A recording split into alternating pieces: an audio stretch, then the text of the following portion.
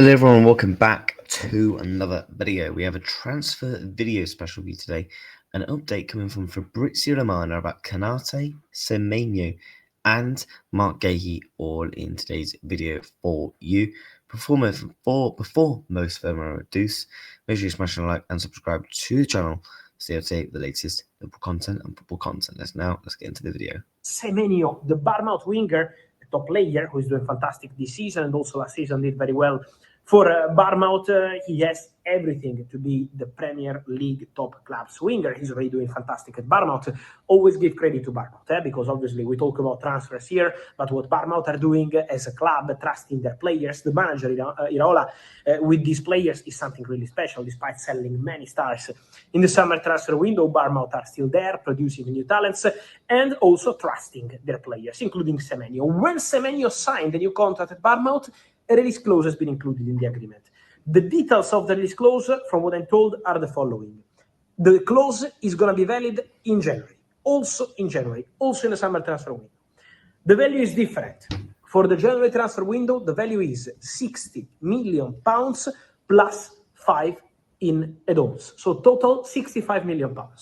For the summer transfer window is slightly above £50 million. So Bournemouth hope to keep the player. Bournemouth, if they can decide, they would love to keep Antoine Semenyo till the end of the season and then eventually sell him in the summer.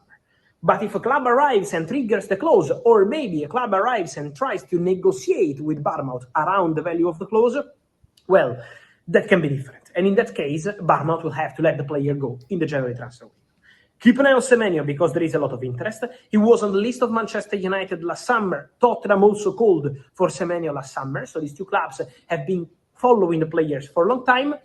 But don't forget about Liverpool, because also Liverpool are interested and keen in a potential deal for Antoine Semenyo. From what I'm hearing, Liverpool are considering this possibility. They are following the player. They have a very good relationship with Bournemouth. So let's see what's going to happen in the next months. But Liverpool are monitoring the player.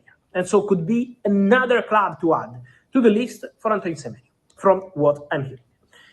Just to add something on Liverpool, guys, Ibu Konate. There is a negotiation still ongoing between Liverpool and Ibrahima Konate. Konate, as I told you, in the last few months, has to decide what he wants to do. He has several opportunities around Europe, Real Madrid for sure, and not only.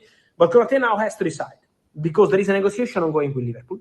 Liverpool made their proposal to Konate, and now it's Konate who has to decide, okay, I want to stay and sign this new contract, or no, I want to leave and try a new chapter. So Liverpool are waiting for an answer from Ibu Konate. There is a conversation, there is a negotiation. Liverpool made their move in this case. So now it depends on Ibu Konate, on what Ibu Konate wants to do. This can be financial, this can be personal, if he wants to try a new chapter or not. So there are several factors to consider. But Liverpool made their move. Now is on Ibu Konate to decide what can be the next step of his career. We spoke about wingers, we spoke about top players in this. So as you can see, Fabrizio Romano has given the updates around Antonio Semenyo. He also said this as well. There is maybe a 70, maybe 60% chance that Antonio Semenyo leaves Bournemouth in the January transfer window. There's been a lot of talk about Liverpool and Semenyo to Liverpool Football Club. I'll be honest with you, I do think this deal does happen. I've got a feeling we do. To be fair to IndyCar News, he's been tweeting a lot about the situation, saying that Semenyo wants the Liverpool move, and he did break the news about the release clause, which furthermore, a couple of days later, David Ornstein confirmed there was this also £65 million release clause. Obviously, that's activated, and obviously Fabrizio Romano confirmed that it's 60 million plus 5 million add-ons. Now, obviously, Ben Jacobs also, again, tweeted the exact same thing. The reason as to why I think this deal happens is because it's £60 million plus 5 million add-ons, and I think that, again, that's Liverpool's price range, 25. Good goals and assists this season. There is stuff I like in Semenyo. His technical ability on the ball, the way he's able to drive the ball up the pitch, the way he's able to drive the ball with his work rates. get the ball into good, dangerous positions, being a tricky player to come up against with his dribbling ability, his pace, and his power. They are some things I do think Liverpool ultimately like in Semenyo, due to the reasons of obviously Luis Diaz playing for our club, which we did sold. I think Liverpool wanted Semenyo in the summer, but I think they wanted to give Semenyo maybe a couple of more months to see how he'll improve, how he progresses on in his career. Also, adding to the fact I think Bournemouth, again, they obviously sold one of their centre backs to PSG. They sold Huijsen to Real Madrid. They sold Kirkis to Wers. They sold Kepa to what was it, Arsenal as a backup. So I think for Bournemouth, they couldn't afford to lose on top Semenyo as well. Hence why I think they said to Semenyo, look, sign this contract. We'll put a decent, achievable release clause in there for you that can be activated come January if you are having a good season so far, or in the summer. And I'll be very surprised if Semenyo is a Bournemouth player come the end of January. So far this season for him, he is on 6 goals and 3 assists in 11 matches, including 1 game in the Carabao Cup. So 12 games. So he's got 9 GA in 12 games. That's something that Liverpool will like in a very pragmatic, progressive, attacking Bournemouth side. And I think in the Liverpool side, you think of the players that he'll be playing with: Mohamed Salah, Alexander Isak, Hugo Ekitike, Florian Wirtz. His numbers should naturally evolve and get better, and naturally get better if he was to come to Liverpool. Obviously, there's going to definitely be a couple of competitions in there. I can't see really Manchester United being a real threat. I mean, for size, they didn't really play with proper wingers. Tottenham, and again, we've seen what happens when we come up against Tottenham when it comes to transfers. We tend to beat them. And again, like I said, there is rumours that Semenyo does want the Liverpool move. From what I'm seeing from like Intikal and many other people per se will laugh at him, but to be fair to him, when it comes to Liverpool, this guy does get information quite correct. And obviously, even David Ornstein gave him the green tick thing. Do you know what I mean? But it's going to be very interesting to see what happens there.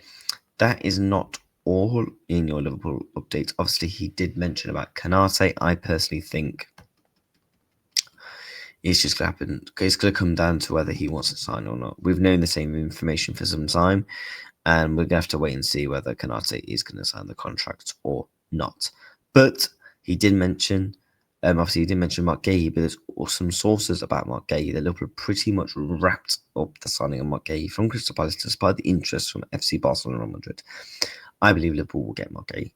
I think Mark Gahey might potentially even be a Liverpool player in January, depending on how much they offer. If it's 10 to 15 million pounds, whether Palace simply do not want to lose him on a free.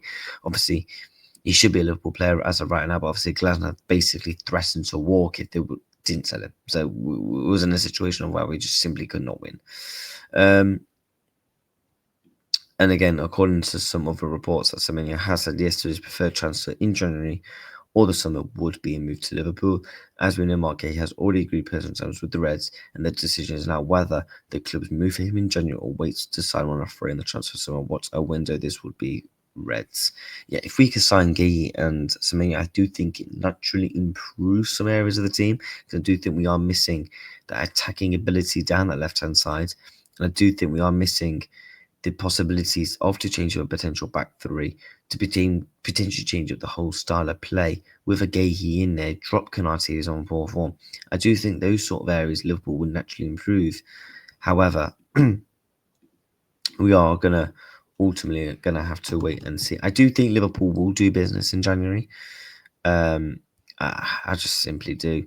And again, to be fair to Indy News, he's been ahead of the curve again for Liverpool, and the FC said this. About over a week ago, Liverpool management annoyed that Mark Gahey didn't sign for in the summer. The new information they're set to be tested after international break with Hugo Ekitike and Alexander Isak.